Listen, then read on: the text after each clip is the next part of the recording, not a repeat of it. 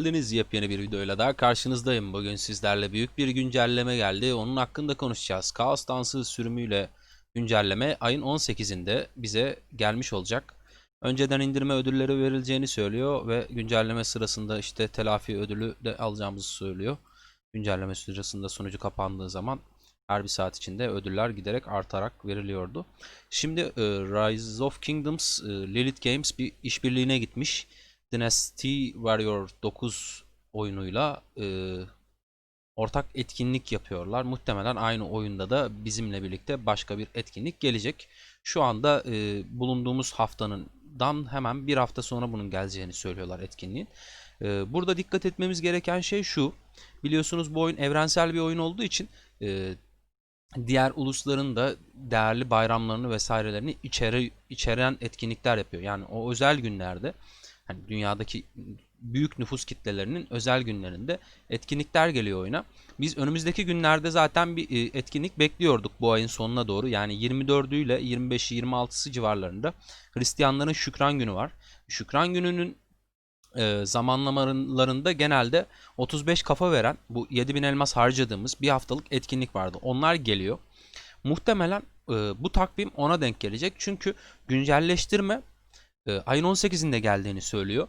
Ve bu güncelleştirmeden bir hafta sonra geleceği söyleniliyor. Yeni oyuna gelecek bu iki oyunun beraber yaptığı etkinliğin bir hafta sonra geleceğini söylüyor. Ve bu da ayın 25'ine tekabül ediyor ve Şükran Günü'ne denk geliyor. Ve Şükran Günü'nde bir etkinlik geleceğini söylüyor oyun bize. Ve bu etkinlikte Lubu ismiyle, Diochen ismiyle iki tane komutanın geleceğini söylüyor. Ve bunun halihazırda diğer oyunda var olan bu oyun da zaten Çinli bir oyun. Sizin için inceledim oyunu da, baktım ne oluyor ne bitiyor diye. E, Lubu ile Diochen aslında tarihi karakterler. Çin için önemli karakterler. İki oyun şirketi de Çinli olduğu için Şükran Günü ile birleştirecekler gibi geldi bana. Böyle bir etkinlik yapacaklar. Bu sefer etkinliğin kapsamı biraz daha geniş olacak gibi. Çünkü iki tane komutan gelecek ve büyük bir güncellemeyle gelecek. Hani bu beraberinde. Lubu'ya baktığımız zaman Lubu eşi Diochen'in erkek olan komutan. Muhtemelen Lubu ya süvari komutanı olacak ya da liderlik komutanı olacak. Çünkü arka planında diğer oyunda atlar var. Yani atları görüyoruz. Aynı zamanda mızrağa benzeyen kargı tarzı böyle baltamsı bir silah var. Çin'in geleneksel silahlarından. Alan hasarı verdiklerini görüyoruz bu iki komutanın da diğer oyuna baktığımızda. Ben size şuradan da görsellerini göstereyim. Lubu bu arada dostlar. Lubu karakteri diğer oyunda bu şekilde görünüyor. Şurada işte süvari olduğunu görüyoruz. İşte atın üstünde duruyor. Şurada bir at görseli falan filan var. Bunun daha net görselleri var internette. Onlara falan baktığımda bunun süvari olduğunu görüyoruz yani. Normalde hani tarihte de zaten süvari bir komutanmış. Atlı bir birim kullanıyormuş, yani atlı bir komutanmış. Ama işte burada bize nasıl gelecek belli değil. Yani liderlik ağacıyla da gelebilir, süvari olarak da gelebilir. Ama genelde bu tarz etkinliklerle getirdikleri komutanları doğrudan bir birime yönelik getirmemeye çalışıyorlar. Çok büyük etki yaratmasını istemiyorlar veya o birime bir kıyak geçmiş olmayı istemiyorlar. Muhtemelen liderlik olarak getireceklerdir. Biraz daha dengeli tutmak için. Çünkü bu yama notları içerisinde biraz daha böyle işte para harcayanlarla para harcamayanların arasındaki dengeyi sağlamaya yönelik bazı şeyler de yapmışlar. Onları da inceleyeceğiz dostlar. Şöyle diğer komutana bakalım. Diochen de bu normalde diğer oyunda. Diochen oyun görsellerine baktığımızda orada işte yine alan hasarı verdiğini görüyoruz ama bu o oyunun mekanikleriyle ilgili olabilir. Kırbaca benzeyen zincirli bir silah kullanıyor. Yüksek ihtimalle ben toplama komutanları ile ilgili bir video yapmıştım ve orada 9 tane toplama komutanı olduğunu söylemiştim. 5 kıta 2 komutan çıkamadığımızı söylemiştim. Yani yakın zamanda oyunun bir tane daha toplama komutanı getireceğini söylemiştim ki bununla birlikte oyunun misyonu tamamlansın. Toplama komutanlarını 5 kıta çıkarken çifterli çifterli çıkarabileceğimiz şekle getirmiş olsunlar diye böyle bir tahminimiz vardı o videoyu yaptığımızda. Muhtemelen de Diochen o toplama komutanlarının 10.'sü olarak oyuna dahil olacak. Mor bir komutan olarak oyuna gelecek. Bu arada dikkatimizi çeken bir şey, hani bu durumu destekleyen şeylerden bir tanesi bu arkadaki görseller. Bakın şuradaki dikili taşlar, yani şeyler, fenerimsi şeylerle arkadaki pembe işte çiçekli ağaçlar vesaireler direkt oturuyor birbirine. Bakın görseldeki o gördüğünüz fenerler vesaireler burada da direkt hani var ve o çiçekli ağaçlar var. Bir tek işte şeydeki dağ görünmüyor. Bu da hani biraz daha toplama komutanı olacağına veya Ishida ile benzer yanlarının olacağına, atak bir komutan olarak gelse bile Ishida'nın becerilerine yakın bir şey olabileceğine delalet olarak görüyoruz. Yani bir Ishida ile bir bağı olabilir. Yani bu görsellerin birbirine yakın olmasından dolayı böyle bir tahminde yürütebiliriz. Komutanlarla ilgili başka söyleyebileceğimiz ne var? Bir bakalım. Ha şey, bu komutanlardan Lubo olanı bir paketle gelecek oyuna. Bu paketle gelme olayı şimdi bu 7 günlük etkinliklerde biliyorsunuz dostlar bu paket geliyor zaten oyuna. Muhtemelen o paketlerin içerisine Lubu'yu da dahil etmiş olacaklar. Ve Lubu'yu o şekilde alınacak.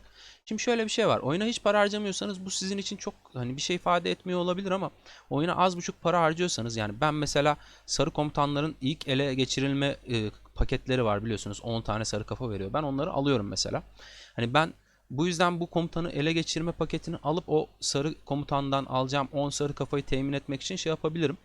Bir de bu noktada Lubu'nun hani işte liderlik mi olacak, süvari mi olacak, iyi bir komutan mı olacak? Bunun zaten videosunu çekeceğim oyuna geldiğinde. Durumuna bakacağız, özelliklerine bakacağız. Bunlar da önemli. Biraz da işte kasılırken evrensel komutan heykeli harcayabiliyor muyuz? Sarı komutan kafası, evrensel kafa harcayabiliyor muyuz? Yoksa tamamen pakete bağımlı mı olacak? Hannibal Barca ve Minamoto gibi. Bunu da görmüş olacağız. Güncelleştirme geldiğinde komutanları daha net bir şekilde inceleyebileceğiz. Ama o 7 günlük etkinlikle birlikte gelen paketlerin içerisine dahil olma ihtimali çok yüksek. Dioçen'i de zaten muhtemelen o işte bize verilen 7 günlük etkinliklerdeki görevler esnasında özel görevler olacak ve o sayede bir şekilde temin edeceğiz. Muhtemelen Dioçen'e şey olacaktır hani genel mor komutan kafasını, evrensel mor komutan kafasını kullanabileceğizdir. Devam edelim. Oyuna gelecek diğer bir yenilemelerden de hani güncellemelerden de Haçlı Krallığı'nda verilen ödüllerde yani KVK'da verilen ödüllerde iyileştirmeye gidiliyor. Neden iyileştirmeye gidiliyor? Çünkü bu oyuna etkinlik geldiğinde ekipmanlar oyunda yoktu ama işte şu anda ekipmanlar var ve KVK'dan bu ekipmanları kolaylaştırma yönünde bir ödül alamıyorduk doğru düzgün. Bunu iyileştirmeye yönelik bir düzenlemeye gitmişler. Halihazırda KVK'sı olanları etkilemeyecek. Yani biz şu anda KVK'nın içindeyiz. Bizim ödüllerimizde herhangi bir değişiklik olmayacak. Ama bundan sonraki gideceğimiz KVK'da olacak. Eğer sizin KVK'nız başlamadıysa ve yakın bir dönemde başlayacaksa sizin KVK'nız yüksek ihtimalle ekipman parçası verecek yenilemeye gidecek. Ekipman parçası veya işte taslağı konusundaki ödüller verirken bir yandan da muhtemelen size hızlandırmalarınızdan kısacak. Yani zaten onu da burada söylüyor. Hızlandırmalarınızın sayısını azaltacağız diyor aldığınız ödüllerin. Sarı komutan heykelleriyle veya başka bir ödülü kısacaklarına yönelik hiçbir şey söylemiyorlar burada. O yüzden de endişelenecek bir şey yok dostlar. Ee, burada işte bir açıdan iyi bir açıdan kötü olan bir özellik daha geliyor. Şimdi KVK eşleştirmelerinde güç durumu var dostlar. İlk 300'ünüzde yani sizin krallığınızda ilk 300'de bulunan güç sıralamasıyla karşınızdaki krallıkların 300'ünde bulunan güç sıralamasına göre sizi bir eşleştirme havuzunda değerlendiriyor oyun. Biraz da işte oyuna başlama tarihinin de bunda çok etkisi var. İlk KVK'da bu çok önemli olmuyor ama sonrasındaki işte 3. 4. KVK'da falan bu önemli olmaya başlıyor. Bu noktada güç eşleştirmelerinde bu bir açıdan sıkıntılı bir özellik. 150 milyonun üzerindeki oyuncuları aynı güce saymayı teklif ediyor oyun size. Yani bunu yapacağını söylüyor. Bir açıdan sorun. Niye? Çünkü bu oyunda 1 milyar güce sahip olan TC Baba Atatürk veya Maverick gibi insanlar var. Bu insanlar 150 milyon gücünde sayılacaklar ve eşleşirken onlar sizle sonsuza kadar savaşabilecek olmalarına rağmen 150 milyon gücünde sayıldığı için onlarla eşleşirken sorun yaşayabileceksiniz. Ama diğer bir yandan da bazı krallıklarda şöyle şeyler olabiliyor. 150 milyon güç basmış adam, 200 milyon güç basmış ama kill yok. Adamda 1 milyon 2 milyon kill var. Savaşmıyor adam. Adam tamamen farmer. Krallığa hiçbir faydası yok. Savaşlara gelmiyor ve eşleştirmeyi güçlendirdiği için de daha güçlü rakiplerin karşısına gitmek zorunda kalıyor o krallık ve hani o savaşmayan insanlar yüzünden de 3 kişilik 4 kişilik savaşmak, 3 kişilik 4 kişilik asker öldürmek zorunda kalıyor kazanabilmek için. Yani şimdi adam bıraksa, savaşmasa, KVK'yı kaybetse hani ne olacak? Kendisi ödüllerinden olacak. O zaman daha fazla fedakarlık yapıyor. Ama bu insanlar, bu işte para harcayıp ama savaş oyununda savaşmayan insanlar, enteresan insanlar bir şekilde savaşmamış oluyorlar. Onun gibi insanların var olduğu krallıklarda, bu tarz insanların var olduğu krallıklarda 150 milyonun üstüne de çıktılarsa bu insanlar en azından bir nebze eşleştirme konusunda dengeleme gelmiş oluyor. O krallıkların savaşırken 3-4 kişilik savaşacakları yerine işte en azından yani biraz daha eşleştirme sisteminde bir tık daha hani rahat olabilme ihtimallerinin olacağı bir noktaya doğru gitmiş. Ama işte bu bir yandan iyi bir yandan kötü işte. Dediğim gibi gerçekten savaşan çok yüksek puanlı insanların olduğu, insanların bulunduğu krallıklarla eşleşip canınıza o dokunabilir. Bir yandan da işte sizdeki gereksiz işte veya işte karşınızdaki gereksiz balinaların güçlendirilmesi, güçlü görülmesinden dolayı eşleştirmeden yaşanılan dezavantajı da bir noktada törpülüyor olabilir. Yani nasıl bir sonuç vereceğini zamanla göreceğiz. Ama hem olumlu hem olumsuz özelliği var bu güncelleştirmede, bu gelecek kısmın. Üçüncü şeye baktığımızda burada yeni bir şey geleceği söyleniyor. Paket geleceği söyleniyor Kayıp Krallığa. Yani şuradan direkt göstereyim ben size. Şimdi burada Kayıp Krallığın bir Güçlü Fatih diye paketi var. Belirli bir süreyle çalışıyor. Yani Kayıp Krallık süresince çalışan bir şey. Bunu satın alıp devam edebiliyorsunuz. İşte niye? Çünkü hızlandırma veriyor. İşte siz de KVK'dasınız, lazım oluyor size falan diye bir durum var burada. Yeni bir demet eklediklerini ve yeni bir paket satın alınabileceğini söylüyor. Bu para harcayan arkadaşlar için faydalı olabilir. Üçüncüsüne bakalım. Kayıp Krallık Kahraman Marşı iyileştirmeleri. Bu yeni gelen senaryo, yani Aydınlık Karanlık KVK'sından sonra gelen senaryo, kristal madenleri işletme vesaire falan. Burada çok önemli bir şey yok dostlar. Görsel olarak sadeleştirme var. İsimsel olarak sadeleştirme var. İşte estetiksel, kozmetik bir düzenleme olduğu anlatılıyor. Burada inceleyeceğimiz ve üzerine çok fazla konuşabileceğimiz bir şey yok. Bir şey var şurada sadece. Destek becerileri durumu vardı biliyorsunuz. İşte mor komutanların, sarı komutanların becerilerini incelemiştik. Bunun güncellemesi geldiğinde videosundan bahsetmiştik. Videosu da var kanalda. Oradaki komutanın becerisini, işte atıyorum Sezar'ın bir becerisini aldınız. Kıtanızda kullanırsanız, o işte beceriyi çıkardığınız kıtada kullanırsanız, Sezar'ı sahaya sürdüğünüzde Sezar'da o beceri olmuyordu. Şimdi diyor ki oyun, eğer diyor sen diyor Sezar'ın becerisini kullanacaksan diyor Sezar'la sahaya çıkamazsın diyor. Şey olarak hani becerisini kullanacağın kıtada sahaya çıkamazsın Sezar'la diyor. Ama başka kıtada Sezar'la sahaya çıkarsan diyor o Sezar'ın becerisi çalışacak ama ona da işte atıyorum Mundeok'un becerisini kullanırsın diyor. Yani ikisi, yani hem Sezar'ı çıkarıp hem Sezar'ın becerisini iki beceriymiş gibi kullandıramazsın, stekleyemezsin, bir arada etkin hale getiremezsin diyor. Bu şekilde bir düzenleme yaptığını söylüyor burada. Uzun lafın kısası. Altın Krallık'la ilgili, ben Altın Krallık'la ilgili en basit şekilde hani en hani işinize yarayacak kutsamaları alarak nasıl ilerleyebileceğinizi, normalde bitiremiyorsanız 20 seviyeye, yani 20 seviyeye ulaşmanın taktiğini gösterdim ama yani normalde gücünüzün yetmediği noktada 20 seviyeye ulaşamasanız bile hani siz kendiniz o taktiği bilmeden 8. katta bırakıyorsanız benim gösterdiğim taktikle en azından bir 11. 12. katı falan görebileceğiniz bir taktik sonuçta o. Hani güçlü oyuncuların da kesinlikle bitirebileceği bir taktikti. Bazı arkadaşlar altına yazmıştı. Demişti ki ya işte bizim gücümüz yeterli olmuyor bu etkinliği yapmaya. Oyun da bunu duymuş ve buna bir güncelleme ile düzeltme getirmiş. İyi de yapılmış. Yaşlı krallıklarda normal olduğu seviyede zor bir şekilde devam edecek. Ama güçsüz krallıklarda, yeni krallıklarda krallığın yaşına göre, durumuna göre ki bir şey güç dengesi belirlenip ona göre oyuna güç dengelemesi gelecek. Altın Krallığı eğer genç bir krallıkta zorlanarak oynuyorsanız oyun size müjdesi, etkinliği biraz daha kolay hale getirecek. Kademeli kademeli de giderek yaşlandıkça krallığınız, etkinlik giderek zorlaşmaya başlayacak. Ama zaten genel mantığı anlattığımız videoyu izlerseniz, Altın Krallığı videosu kanalımızda, etkinlik zorlaştıkça da sonuca nasıl ulaşacağınızı öğrenmiş olursunuz ve herhangi bir şekilde hesabınız yeterli seviyeye geldiğinde hiç zorlanmadan zaten bitiriyor olmaya başlarsınız. Bu kolaylaştırma sonucunda da en maksimum gidebileceğiniz kata ulaşmak için yine Altın Krallık'la ilgili yaptığımız videoyu izlemenizi tavsiye ederim dostlar. Bir şey daha var burada. iyileştirme veren şey vardı, bina vardı Altın Krallık'ta. O artık hani bir tane kıta seçiyorduk, %50 iyileştiriyorduk. Artık şey veriyor, Şifacı Kulübesi.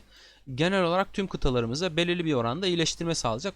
O da var bu özelliğin içerisinde. Onun dışında yine devam edelim buradan. Komutan becerisi, iyileştirmeleri, hataları düzelttik. Buradaki espri şu. Herald'ın bir becerisinde Varenk muhafız gücü. Yazılan 1, 2, 3, 4, 5 şeklinde işte kademeli olarak düşürmekten bahsediliyor ama burada çeviride veya işte yazılışta veya anlatışta bir hata olduğunu, aslında her savunma düşürüşünün %5 üzerinden değerlendirildiğini ve güncellemede bu metinsel hatanın düzeltileceğini söylüyor. Zenobia için de bir %30 artırılmış hasar daha varmış bir özelliğinde ama onu yazmayı unutmuşlar. Onu güncellemede düzeltilmiş bir şekilde yazacağı söyleniyor. Zenobia'nın özelliklerine baktığımızda evet çok hani yalın duruyordu, yani çok sade duruyordu. Bir şeyler daha olmalıydı o komutanda. Varmış ve ama yazmayı unutmuşlar gibi bir şey olmuş. Onu getiriyorlar oyuna. Artemisia'nın da kendine hasar verme özelliği vardı dostlar. O hasar verme özelliğinden ağır yaralı alıyormuş o hasardan dolayı. Onu hafif yaralıya çevirecekler. Bu da işte hastane masrafını düşürecek. O da yine ufak tefek bir güncellemede gelen fayda. Yani hastane anlamında okçular zaten çok fazla oda kalıp sıkıntı yaşıyorlardı. Artemisia'yı gerçi garnizonda kullanıyorlar. Birçok insanın kıtasının hastaneye gidişinde bir tık olsun daha düşürme yaşanacak. Bu da iyi bir özellik olmuş oyuna gelen güncellemeyle. Göç sisteminde bir iyileştirme durumuna gidilmiş. O nedir? Yeni doğan krallıklar statüsünde ilk 10 günden ilk 120 güne olan krallıklar, yani yeni doğan ilk 10 gün, gelişmiş krallıklar 120 gün. Bu aralıktaysan, yani krallığın 120. günü geçmediyse, kıta var biliyorsunuzdur. Bir kıta sistemi var oyunda. Kıta derken orduyu kastetmiyorum dostlar. Buradan uzaklaşalım. Oyundaki kıta sistemini göstereyim ben size. Yani görsel olarak göstereyim de şey olsun, hani direkt gözünüzün önüne gelsin diye şey yapıyorum. Burada gördüğünüz şey kıta. Bakın hani 1097 ile 1104 arasındaki bulunan bütün krallıklar aynı kıtada. Ana karası diyor. Bakın burası kıta. Bu kıtada bulunan krallıklarla ilgili bir düzenleme aslında bu. O kıtada bulunan krallıkları arasında iki tanesi şey oluyor. Yükselen krallık statüsü olarak seçiliyor. Yani en iyi durumda olan, kıtada en iyi durumda bulunan, yani puan olarak ilk 300 seviyesi, ilk 300'üne giren valilerin en yüksek puanlı olan iki krallık yükselen krallık statüsüne dahil oluyor. İmperyum olmadan önce o krallığın imperyuma gidiş yolunda aslında bir noktada oyunun en başındaki, yani bu 120 günlük aşamayı geçene kadarki süreçte krallıkların doğarken ölü krallığa dönüşmemesi için bir dengeleme getirmişler. O krallıklar güçlü diye o krallıklara göç etmenize sınırlama getirmişler. 10 milyonun üstünde güce sahip olan valiler yükselen krallıklara göç edemeyecekler.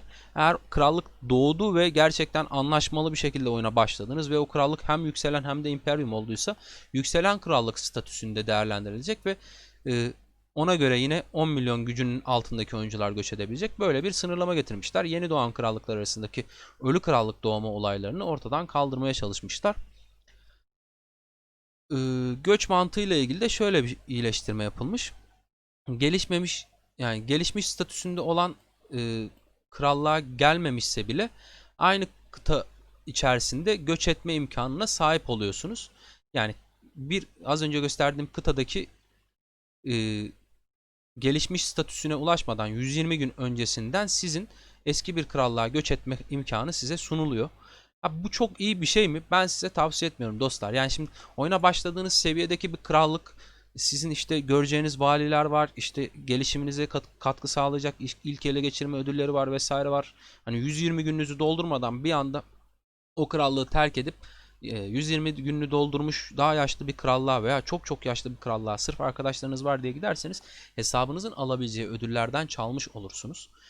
Ha şeydir, hiçbir şekilde o krallıkta ödül alamayacak pozisyondasınızdır. Ele geçirme ödüllerini vesaireleri falan filan alabilecek birliklere giremiyorsunuzdur bir şekilde.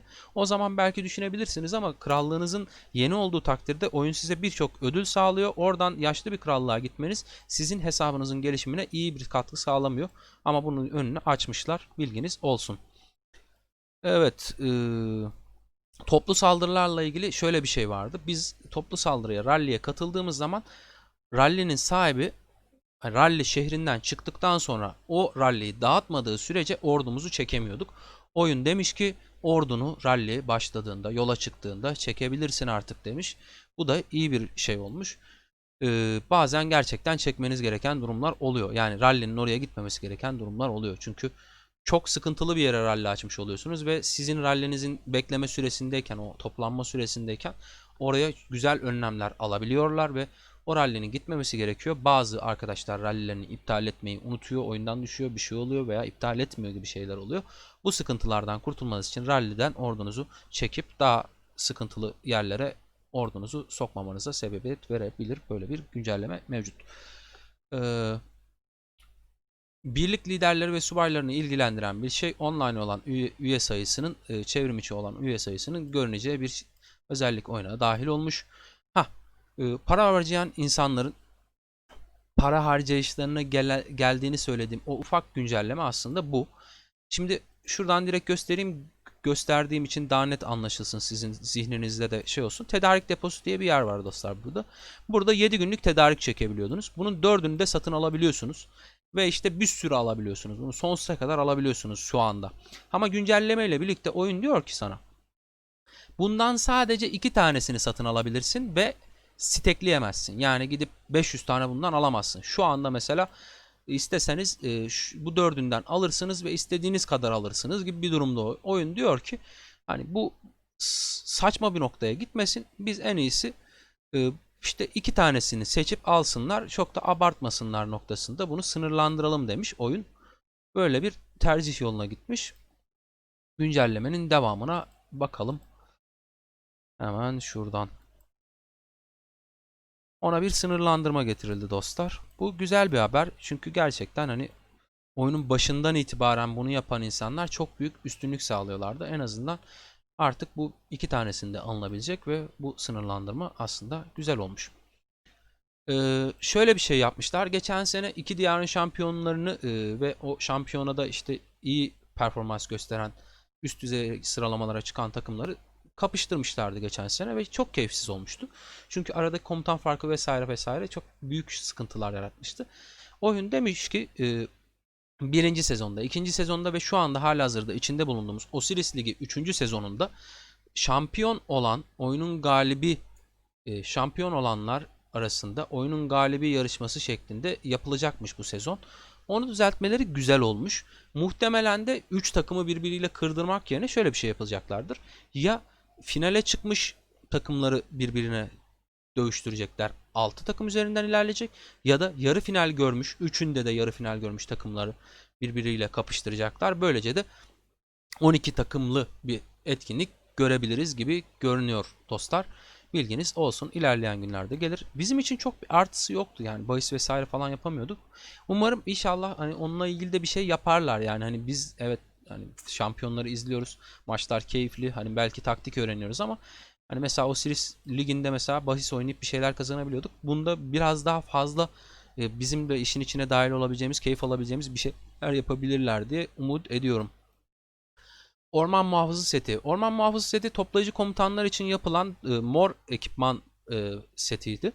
Bu setin mor ekipmanlarda şöyle bir şey var. Komutan seviyeniz 40. seviyeye gelmeden mor ekipmanları giyemiyorsunuz.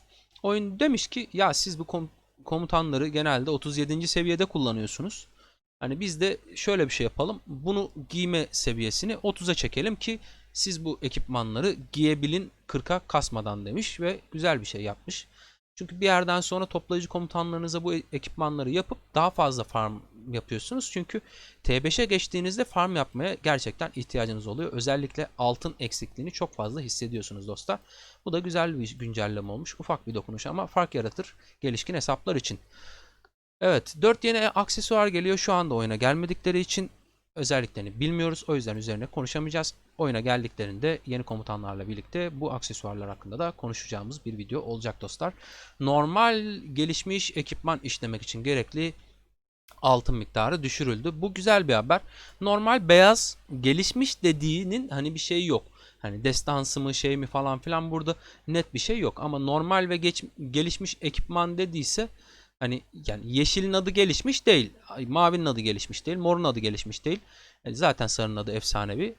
Hani destansı yani bunların hepsini kapsıyor muhtemelen. Ekipman üretmeye harcadığımız altın miktarını muhtemelen hepsinde azalttılar. Bu da önemli bir şey. T5 oyuncular için altın önemli çünkü. Birlik başvurusunda artık lider ve subaylar bunu kendilerine bildirim gelecek. Daha özel bir şekilde göreceklermiş. O iyileştirmeler aslında bir noktada onlar için işlerini kolaylaştırdığı için iyi oluyor. Sefer sisteminde güncelleme olmuş. Bu sefer Battlefield'da aldığımız yerden bahsediyor. Seferde hani biz ordularımızla savaşıyorduk, bir katı geçiyorduk. Sonra çıktığımızda o orduları yeniden bir savaşa gireceğimiz zaman oradan ayrıldıktan sonra yeniden ordularımızı ayarlamak zorunda kalıyorduk. Bunların kaydolacağına dair bir bilgilendirme yapılmış. Cerolik krizi ile ilgili oyun başlayana kadar işte tank, saldırı veya support yani destek özellikleri arasında geçişler yapılabileceğini söylemiş. Ve işte biraz daha anlaşılır ve işte daha kolay hale getirmeye çalışmışlar. Bu yamada zaten sadeleştirme üzerine çok fazla gidilmiş. Oyun biraz daha basitleştirmek istiyor. Çünkü gerçekten oyunu tam anlamıyla algılayabilen insan sayısı giderek daha da azalmaya başladı ve hani az durumda. Oyunda hatırı sayılır miktarda vakit geçirmeyen insanlar oyunun bütün püf noktalarını anlamakta zorluk yaşıyorlar. Bu yüzden de zaten biz size bu içerikleri çekmeye çalışıyoruz. Sizi bu konuda bilgilendirmeye çalışıyoruz. Oyunda bunu kolaylaştırmaya sağlama yönünde adımlar atıyor. Krallık gazetesini 10 cevhere satın alıyorduk. Artık 1000 altın olarak değiştirilmiş. Bu güzel bir haber. Cevher zaten altından daha zor elde ediliyor. 1K altını günlük kaybetmem benim için sorun değil. Çünkü ben mesela artık gazete almıyordum. Bundan sonra mesela alabilirim. Çünkü gazeteden bir gün güzel bir şey alabiliyorken diğer gün hiçbir işe yaramayan bir şey alabiliyorsunuz. Bazı günler buff bile olmuyordu. 10 cevheri boşa vermiş oluyorduk. O yüzden bu iyi olmuş. Artık her gün gazete alabiliriz. Ee, Yeni bir bildirim geldiği için son maddeyi göremedik. Son maddemiz yavaş yavaş ayrılıyoruz dostlar. Bu sanırım bu güncellemenin en güzel özelliği de bu olmuş. Kalabalık alan savaşlarında ekranda çok fazla kıta bulunduğunda veya etkinlik yapacağımız zamanlarda işte Karoak boss keserken işte malzemeleri koru etkinliğinde boğayı korurken falan çok fazla kasmalar, gecikmeler oluyordu. Oyunda sorun yaşanıyordu. Bununla ilgili sorunu çözdüklerini söylüyorlar ama muhtemelen azaltmışlardır diye düşünüyorum. Tamamen çözebildiklerini düşünmüyorum. Bu güzel bir haber diyorum ve güncelleştirmeyi bu şekilde sonuçlandırıyoruz sevgili dostlar. Şöyle ki bir ufak bir şekilde daha üzerinden geçelim. Oyuna 2 tane komutan geliyor. Bir tanesi paketten geliyor. İkisi de oyun işbirliğiyle gelen komutanlar. Bir tanesini paketten alacağız. Bir diğeri muhtemelen toplayıcı komutan olacak. Şükran Günü etkinliğinin geleceği tarihlerle çakıştığı için yüksek ihtimalle 7000 elmasa 35 kafa aldığımız etkinlikle çakışacak şekilde gelecek diye düşünüyorum sevgili dostlar. Onun dışında izlediğiniz için teşekkür ederim. İçeriklerimi beğeniyorsanız lütfen beğeni bırakmayı unutmayın. Eğer hala kanala abone değilseniz bir aboneliğinizi de alırım. Aklınıza takılan bir şeyler varsa da lütfen sormayı unutmayın. Hepsine cevap vermeye çalışıyorum. İzlediğiniz için tekrar teşekkürler. Hoşça kalın.